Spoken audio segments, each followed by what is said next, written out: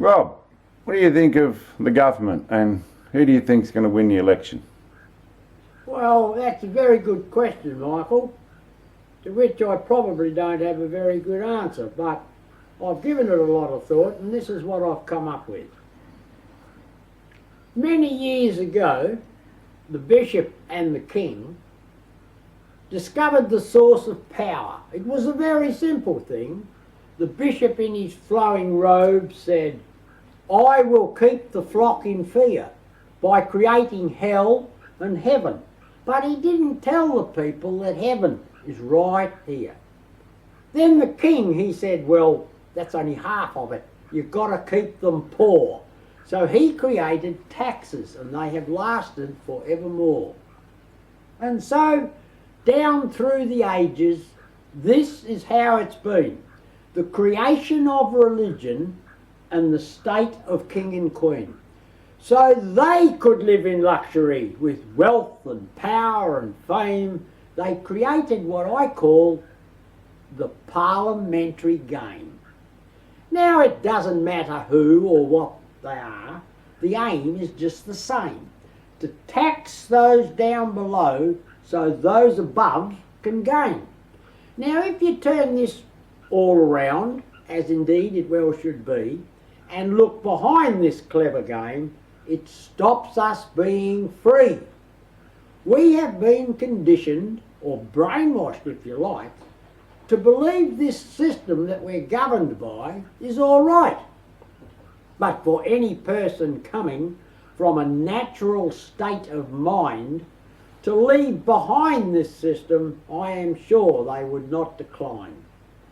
If we could look behind that wall of all that hash and those lies, we would realise this so-called democracy is really a disguise. For all the basic things in life, and correct me if I'm wrong, I have never seen a single thing produced by this parasitic parliamentary throng. They sit and talk with egos oh so big. Sometimes I cringe the way they speak and act. I've seen better manners in a pig. This system that we're governed by is really just a joke, created by those forerunners of power to govern us like a goat. We elect our politicians, but they really have no say, for the rules that they are governed by have been carefully planned to stay. So they sit and talk and argue like little kids at school, trying to convince each other who is the greater fool, till one who thinks he's more clever or smarter than them all convinces his fellow colleagues, and so we have another war. If the economy is up or down, whichever the case may be, they adjust the taxes and the interest rates and hope for stability.